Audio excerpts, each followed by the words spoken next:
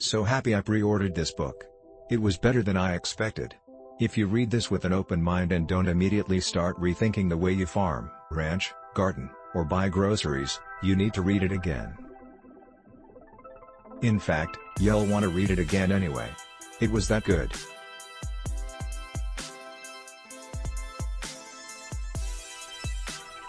Talk about leading by example.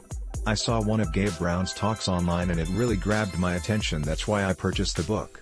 The book is a good read with a handful of good quality pictures. It's divided into two parts, the journey and the big picture.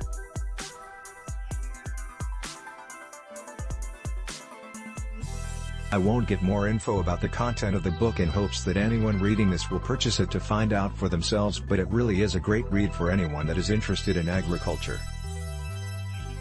I would also recommend that anyone that is interested in livestock and agriculture without the use of synthetic chemicals look up André Marcel Voisin's 4 Laws of Rational Grazing, which he developed in the 1950s. This is an easy-to-read story and guide for anyone wanting to know more about organic gardening, both for consumers wanting to understand the benefit of buying organic fruits and vegetables at the grocers, and for farmers interested in learning how to make a profit.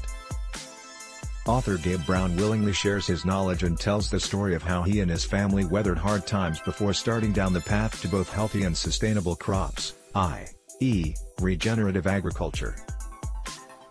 But, as he likes to point out, his initial 4 years of financial disaster were what ultimately helped him to see the overall picture and start learning what would and would not work on a farm for him, his family, and his son who inherited his dad's love of farming.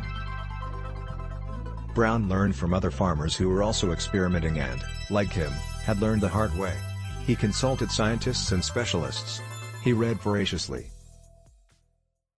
He didn't have any trouble raising cattle, but the dirt on his farm was unhealthy, had few worms, and there were plenty of other indicators that he needed to make a change from traditional farming methods.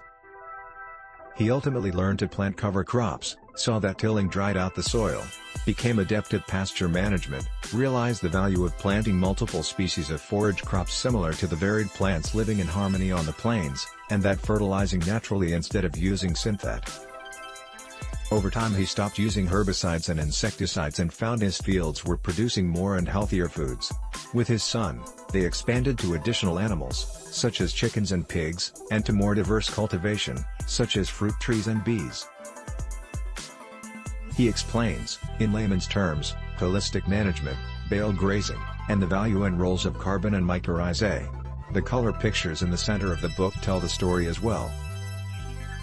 Click link in description for more reviews.